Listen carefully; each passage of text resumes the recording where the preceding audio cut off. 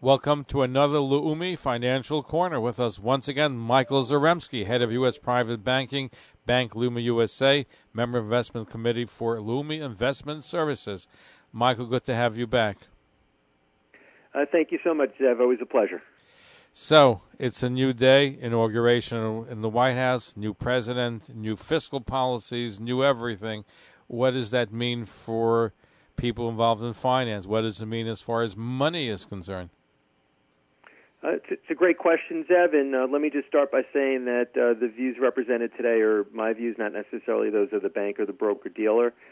And I think when we look at the changing of guard in Washington today, there's a couple of key things that I think we need to be watching for. And I'll kind of break that down into a couple of different categories. And I think first is we'll just kind of start with a broad view of government policy.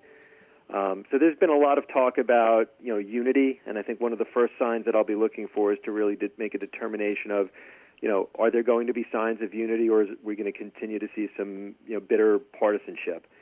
And I think one of the first things that we look at is I think a lot of times people don't really understand or remember that the Founding Fathers did not create a government that was designed to be a well-oiled machine. It was never designed as a system to really ram through policies or populism. It was designed to be a very consensus-building, slow-moving organization.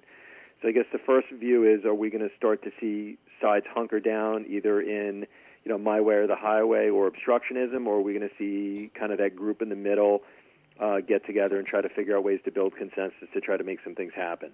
So that's going to be one important thing that we're going to be looking for, and that's going to impact a whole lot of different elements of policy. We're going to see that happen across tax policy. We're going to see that happen in terms of the negotiation of kind of what the next stimulus package will be, in terms of how big it will be, how it will be targeted. Will it be broad-based? Will it be designed to help the states? Will it be designed to help the individuals or the business owners? And, I think ultimately what we're going to be looking at is a couple of key senators in the middle. So Joe Manchin is probably the most powerful man in the Senate right now. As the kind of the swing vote in West Virginia, so a Democrat that's kind of right-leaning or very moderate, and he kind of controls or heads up the group in the middle, which is kind of deemed to be the party, the group looking to build some consensus, problem-solving group. There's a few others in there, so Mitt Romney on the Republican side, Susan Collins from Maine, Senator Tester from Montana, and that's really going to be determining of what is the direction or the pulse of the Senate. So I think from the government, we're really going to be looking to see some of those elements of it, and I think no conversation today can really go without discussing COVID and the vaccines.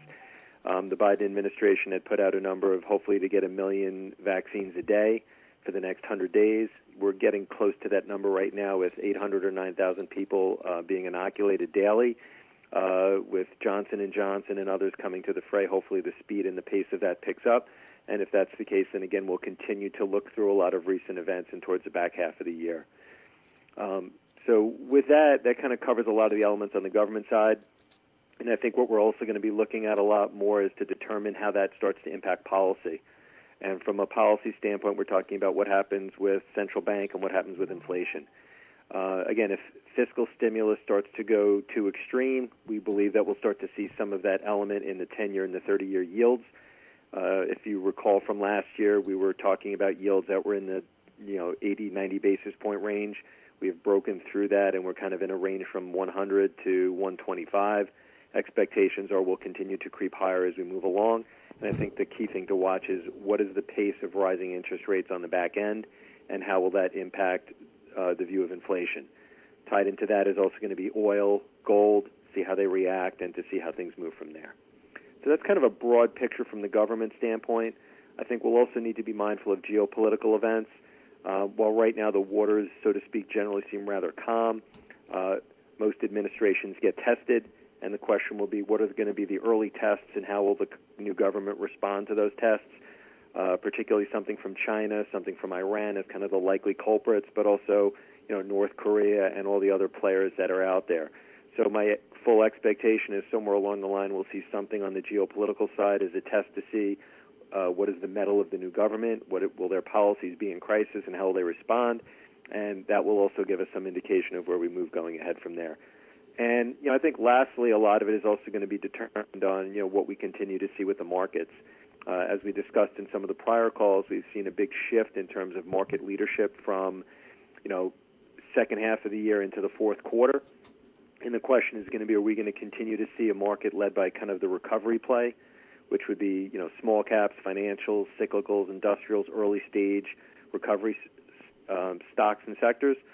Or will things change around and we'll go back to a market led by large cap tech and the growth story? So again, right now we seem to be in a little bit of a pause as everybody's digesting some of the news and the events, and it'll be interesting over the next couple of weeks to see kind of directionally how some of these elements play out. I'm looking forward to hearing your analysis because we're whole new government, whole new policies, how it's all going to play out. As you said, there are a lot of factors, and I believe that we are going to be tested by China and Iran and Russia and other countries too. And they certainly want dominance, not just military, but economic dominance, and that's going to play a role as well. So we look forward to continuing our conversation.